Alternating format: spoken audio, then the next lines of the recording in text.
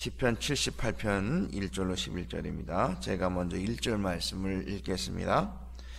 내 백성이여 내 율법을 들으며 내 입의 말에 귀를 기울일지어다.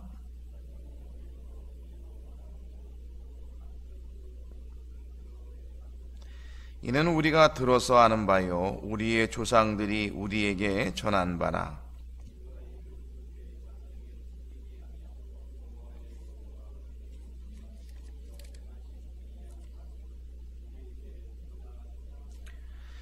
여호와께서 증거를 야곱에게 세우시며 법도를 이스라엘에게 정하시고 우리 조상들에게 명령하사 그들의 자손에게 알리라 하셨으니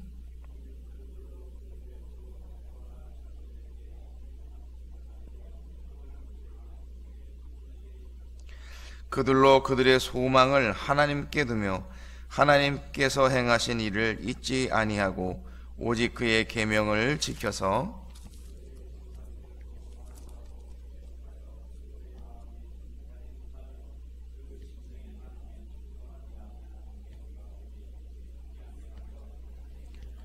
에브라임 자손은 무기를 갖추며 활을 가졌으나 전쟁의 날에 물러갔도다.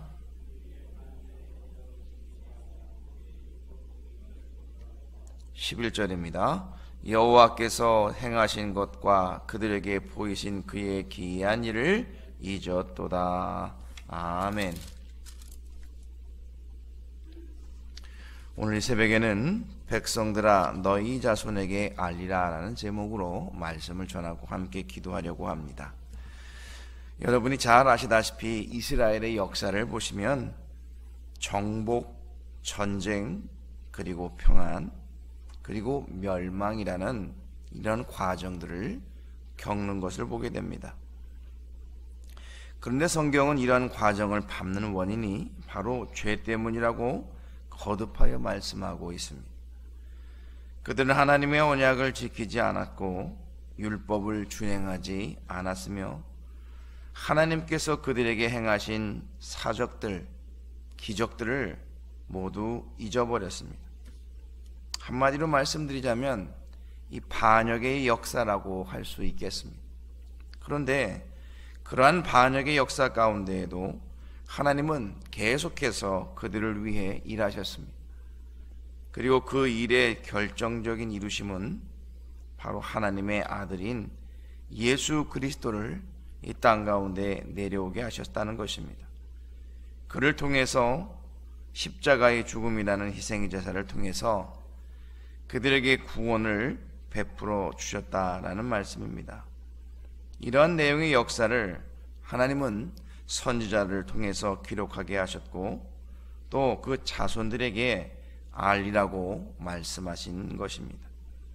그래서 오늘 이 말씀을 통해서 우리는 이것이 얼마나 중요한 것인가 깨닫고 기도하려고 하는 것입니다. 오늘 시편 78편 1절과 2절을 보시면 이러합니다. 내 백성이여 내 율법을 들으며 내 입의 말에 귀를 기울일지어다. 내가 입을 열어 비유로 말하며 예로부터 감추었던 것들을 드러내려 하니라고 되어 있습니다. 시인이 지금 무엇을 말하고 있습니까?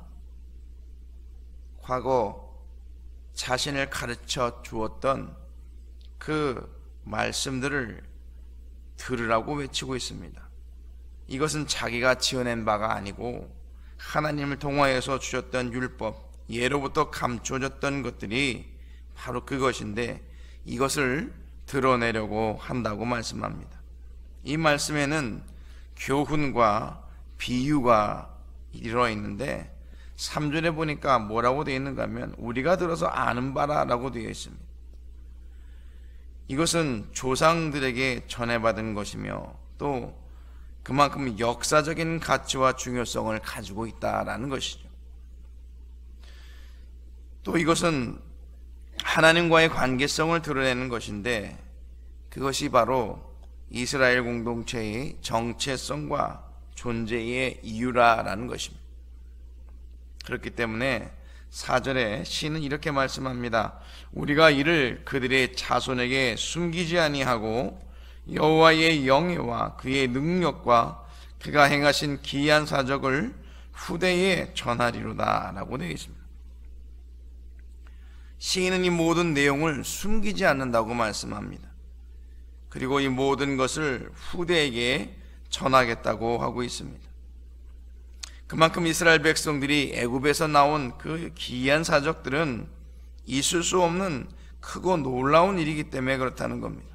아울러 그들뿐만 아니라 후손들에게도 동일한 사적들이 일어날 것인데 바로 죄와 사망에서 구원에 이르는 그 일인 것입니다.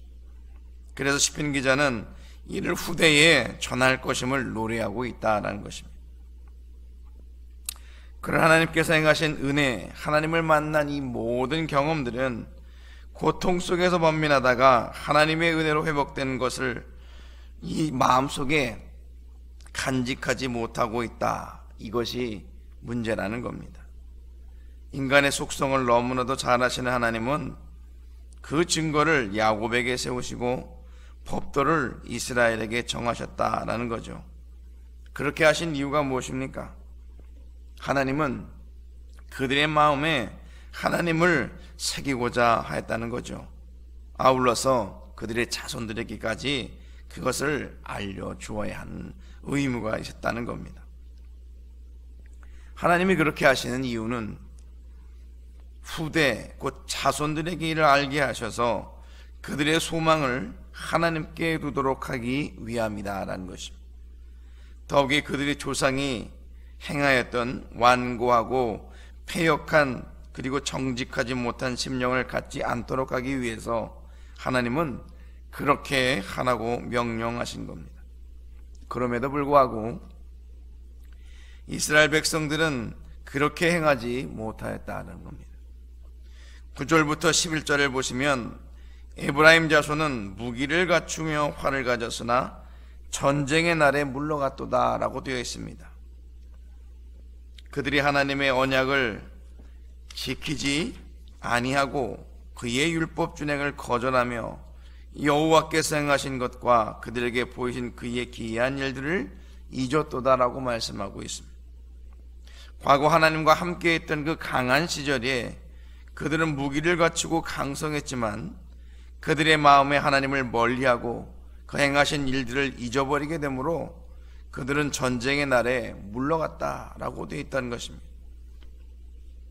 그러니까 이스라엘 백성들의 정체성과 또 그들의 마음에 있는 모든 것들은 바로 하나님이 함께 계시는 그것 때문에 그렇다는 것입니다.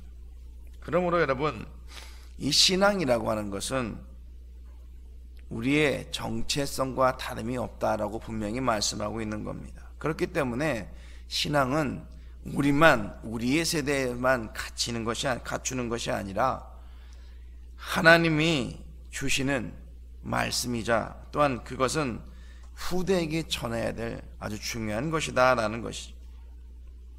그래서 신앙의 1세대들이 죽고 난 뒤에 후세대들을 가르치고 또 그들을 이 말씀을 전해 주어야 한다라는 것을 우리에게 알려주고 있는 것입니다.